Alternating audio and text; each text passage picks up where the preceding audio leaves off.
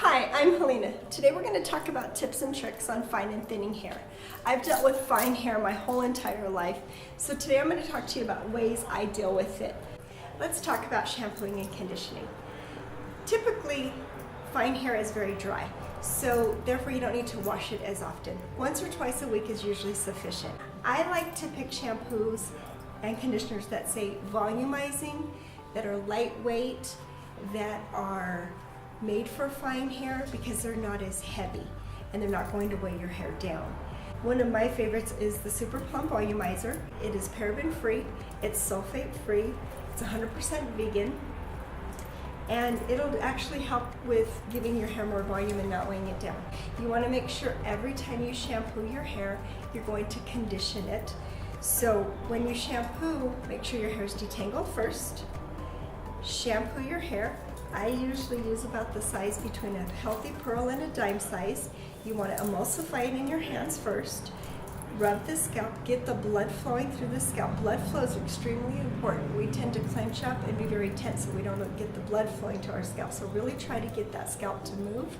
Scalps are a little tighter when your hair is fine, so you really want to get that blood flowing up in there.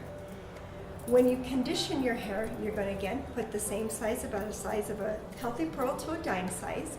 You're going to emulsify the ingredients, start at the ends, and work your way up. If you're using the everyday one, you can actually put it onto your scalp. It's not going to weigh it down if it's formulated for fine hair. After you rinse it out, you want to end with a cool rinse because that closes the cuticle. Heat opens the cuticle and coolness closes it, so that way it allows some shine. Colorproof also came up with the Bio Repair treatment, which is going to help with the fine and thinning hair to prevent it. It's a system, so you'll shampoo, you'll condition, and you'll put an oil on the scalp. It's also sulfate and paraben free, so it's not going to change your color, but it's actually going to help stimulate the scalp a little bit more to allow that blood to flow. Moroccan came up with one called Volume. It's one of my very favorite shampoos as well. So anything that's volume and lightweight is not going to weigh your hair down. Once or twice a month, you want to use what's called a detox shampoo. And what that does is it helps to remove any product buildup, medication buildup, pollution. If you're a swimmer and you get a lot of chlorine in your hair, you want to use a Clean It Up or a detox shampoo.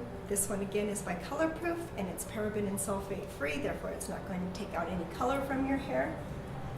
And this is good to use once or twice a month, followed by a deep conditioner of some kind. Now when you choose to use a deep conditioner, this is the one you don't need to put up at your scalp. You can actually start at your base of your ends and work your way up a little bit, but mainly concentrate on the ends. Whenever you're using a deep shampoo and conditioner, I do want you to leave it in a good 3 to 5 minutes or longer if you can. If your hair is extremely oily, you can wash a little more often than 2 to 3 times a week, but your hair will get used to not washing it as often. So try not to go too often. Allow those oils to actually come up. Like they used to say in the olden days, brush your hair 100 times. And the reason why they did that is because you're developing some oils and you want those to come to your ends for a conditioning treatment. So take a good bristle brush and brush all the way through to the ends before you go to bed, and you know you're going to wash it out the next morning. So dry shampoo is really important to use in between shampoos if you feel like you really have to wash your hair but you don't want to. This will help to absorb some of the oils. It has a nice fresh scent, and so this is really good to use in between shampooing.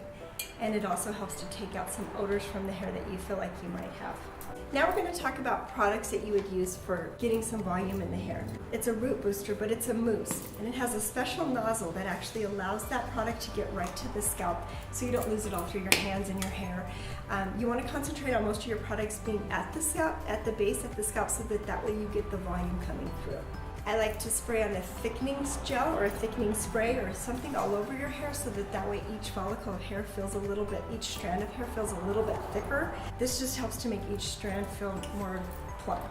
When you use a blow dry spray too, you want to make sure that you spray it evenly throughout the hair and then blow dry your hair.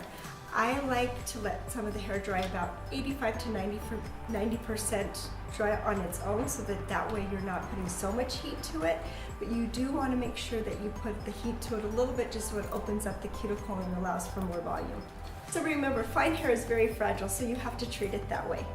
Another product I really enjoy is it's a powder puff, and what it does is it helps to give some volume without doing a lot of back combing to the hair.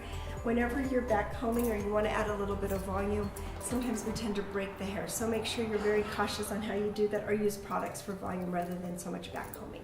Thermoprotectant. This is really important to use right when you're going to use any type of a heat. Colorproof, the shampoo and conditioners all the way through all their stylings do have some heat protectant in it, so it's actually building up to protect the hair, but a little bit of extra is not going to hurt it. Whenever you're using any type of heat, you want to make sure that you put it on a cooler setting, and don't go over and over each piece with a flat iron or a curling iron over and over. Let it cool off before you actually go over it again.